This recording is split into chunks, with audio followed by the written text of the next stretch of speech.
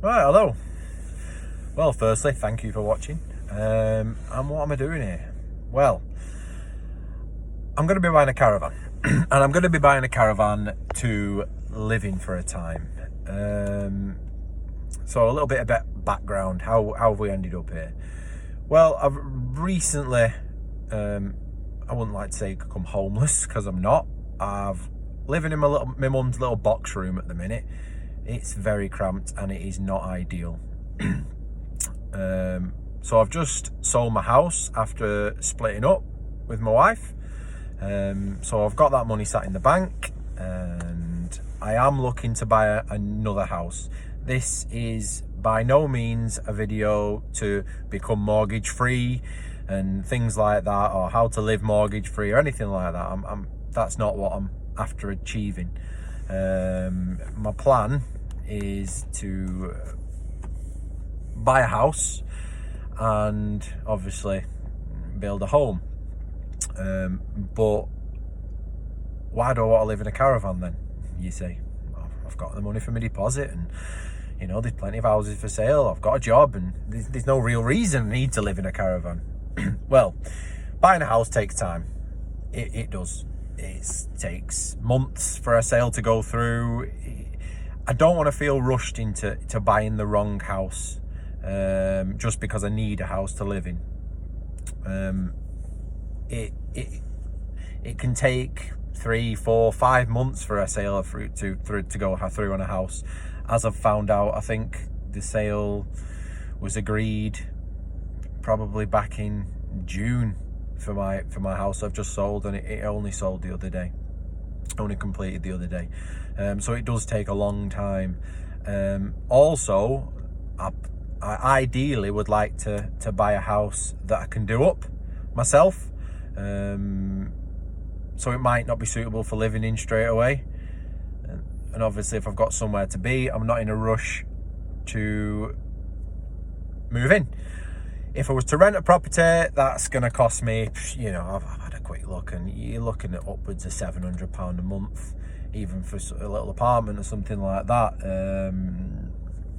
So I wouldn't be able to afford to buy the house and keep on the rental property while I was doing it up. I have a couple of kids, both girls. One's 5, one's 9, April and Libby. So I obviously have to factor them into the decision. They don't live with me, they live with a mum full time, but obviously they're going to be coming, staying, visiting, things like that. So again, that was an issue in the rental property. It would have needed to be a minimum 2-bedroom. So even an apartment, stupid money. So caravans, background and why I come to the caravan decision. Well, I have holidayed in caravans with the family in the past. I've owned, I think, 4 myself. I've bought small caravans, big caravans, old caravans, new caravans. Personally, I owned a 2005 caravan, and that was probably my favourite caravan. I felt like it had the best build quality. My last caravan that I sold was a Sprite Major 6 TD, which is 2014.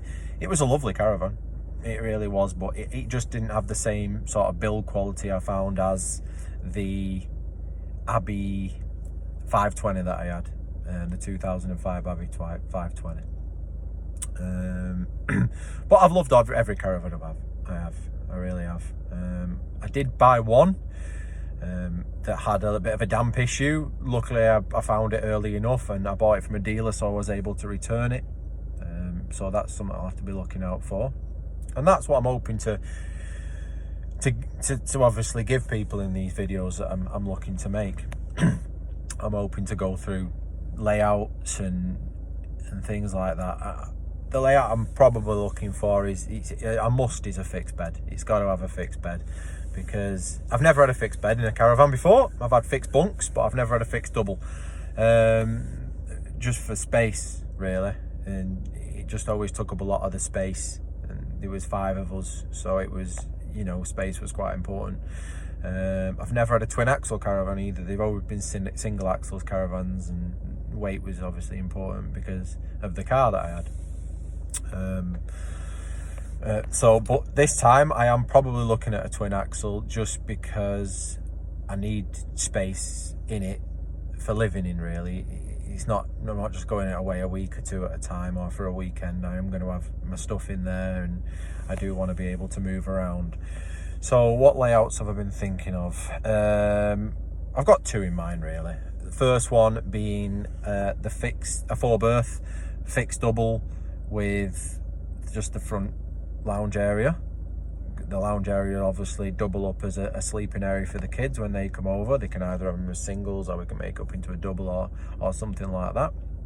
Or a 6-berth with, again, same layout, but with a middle side dinette in it, which will obviously make up into bunks. That would be good, because we could leave the bunks up all the time they were there, and we'd still have the lounge area. Awning wise, what have I thought about? Well, at first I did consider a big full awning, something nice and sturdy, things like that, which would obviously double my space. But from anyone that's caravan before, we obviously know the issues with awnings in winters. For anyone that hasn't, a very, very brief overview, that if you don't batten that awning down, then you may come back to your caravan and it have blown onto the roof of your caravan, which is not what we want, really. And even with the best intentions and the best straps and the best pegs and everything like that, if once that wind catches it's still going to take it. So I thought, if I get a big twin axle caravan, it will give me plenty of space in there to not need to have that awning there. Probably will look to have a small porch awning just for shoes and coats. I'm a bit of a clean freak. I do like everything to have its place, and the thought of bringing muddy shoes inside is just too much for me to bear. So what else is there? I've initially thought about siting the caravan on a site where I can put it there for a long period of time. I've contacted a site and they say they do offer this. I'm waiting to hear back from them on prices and going having a look and things like that. For the time being, my mum has got a driveway that the caravan will fit on, so that is another option, that I might put the caravan on her drive and I'll live on in it on there for a while. I have found a caravan that I want to go and look at tomorrow. It is a Bailey limousine. So the layout of that caravan, if no one's familiar with it, it's bathroom right at the back, and it's got a separate shower and toilet. And if you don't know what I mean by that, because you're new to caravanning, then some caravans, mainly older ones, and some of the smaller ones, they come with a toilet and shower integrated. So it's basically a wet room. The bathroom's a full wet room, and you go in and they're fine.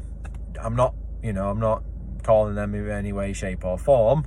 They're great for a holiday, but I'm just thinking, for living in, I'm going to want that bit more of a space, because I'm going to be using that shower every single day. So I just want that bit of an area. So this caravan in particular has got that layout. Most modern caravans now are coming with the full bathroom setup. So anyway, I digress. The bathroom is right across the back. Then in front of that we have a fixed double bed, and beyond that is quite a large area for a TV. So I'll be able to get a sizable TV in there. I don't want anything like a 55-inch or anything like that. It's just too big. But on the other hand, a lot of caravans only come with spaces designed for a small 15 or 19-inch, whatever it is, TV.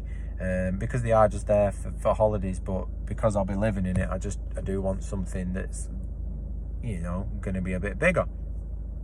So that area will be big enough for, I don't know, maybe a 32-inch telly or something like that. Moving down the caravan a little bit, we're going to have the front area, which has got a lounge, so that's a seat either side, and then obviously a set of drawers in the middle. That's so again, apologies for anyone that's familiar with caravans, but the majority of caravans do come with like drawers and a table in the middle of the seats. Now, I did own a Bailey Ranger which didn't have that, and to be honest, that was the thing I really did miss, because I quite enjoy sitting there on one side, feet up on the other, with my brew. And there was nowhere to put my brew. That was the problem. There was nowhere to put it down. So I do quite enjoy having that. So that's the layout I'm going to look at. It's £8,500 and it's a 2008. My budget is probably up to about 10. I don't really want to go over that. There's some lovely caravans out there, and if you know, I just don't want to. I want it to be cheap enough to make sense, if you know what I mean. If it's costing me too much money, it defeats the object. But this caravan is from a dealer. The benefits of getting from a dealer are obviously you do get a minimum 3-month warranty. Some dealers will offer you a lot more. So if I do find any damp or anything like that, then that's obviously going to be covered. The downside is they are a bit more expensive. I imagine this caravan that's £8,500, I may be able to pick up for £7,500 if I bought it private, but the risk is there still. I mean, there's still an element of risk buying from anything second hand and used, but like I say, that 3-month warranty, it's a little bit of security. But the downside of me going looking at this caravan at a dealer is there's going to be plenty of more caravans there to look at, so I could change my mind and anything could happen. You know, once I get inside a caravan and you get that caravan smell, you know, you get sold a bit. So obviously the aim of this channel is really to document everything step by step. So even if you're just interested in nosying and seeing how I'm getting on, then that's fine. But if you are interested in obviously maybe doing this yourself, then you can ask me questions. I'm obviously going to document all the positives from doing it along and that I find out along the way, and all the negatives, and I imagine there's going to be plenty. And like I say, if anyone's thinking of doing it, you might be a bit more informed before you go about it yourself. The benefit, see, someone asked me why don't you get a static, you know, and I said, well, because I'm planning on buying a house and a doer-upper, and the house I'm planning on buying, I'm probably going to be looking for like a semi-detached, or something like that with a driveway. I do want a driveway, so I've got the option of moving the caravan onto the driveway of the house I'm doing up, which makes it it's free, obviously. I won't have to pay to site it, and I'll be there. I'll be able to just in an evening, instead of having to commute to the house after work and then back to the caravan and then back to, you know, I'll be there, so I'll get a lot more done. It's not worth traveling to a house to do just a quick half an hour's job, whereas if I'm already parked in the drive, it's not a problem at all. So that's that reason, and it's cheaper. So I have come across one negative already of obviously living in a caravan, and that is washing my clothes. Usually we go on holiday in a caravan, we get all our dirty washing, or we use the on-site laundrette, things like that. Now, I'm not sure that this site that I'm looking at may have an on-site laundrette. It may not, I don't know. But so I see I've got a couple of options.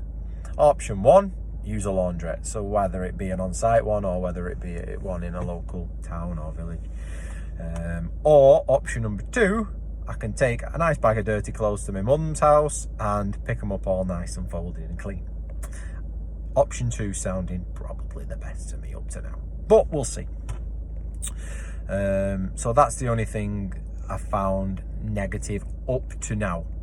I'm sure there will be plenty more things that pop up. I do already have quite a lot of equipment for caravanning because I did keep it all. I didn't sell it when I sold my caravan, just because I had full intentions of buying another one, because I do like caravanning. But what I will do is, when I'm doing the setup videos and things like that, I will go through the equipment I'm using, and I'll try my best to tell you how much this equipment has either cost me because I've had to buy it, or it would cost to buy if I already have it, just so you know. As far as I'm aware, when I'm going to be permanently pitching, it'll be on metered electric.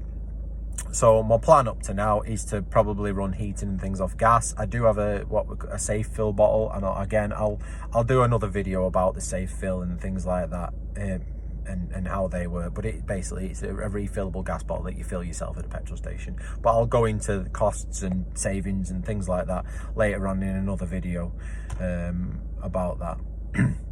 But yeah, so that's it. So until tomorrow, when I go and view this caravan. So thanks for watching, and see you soon.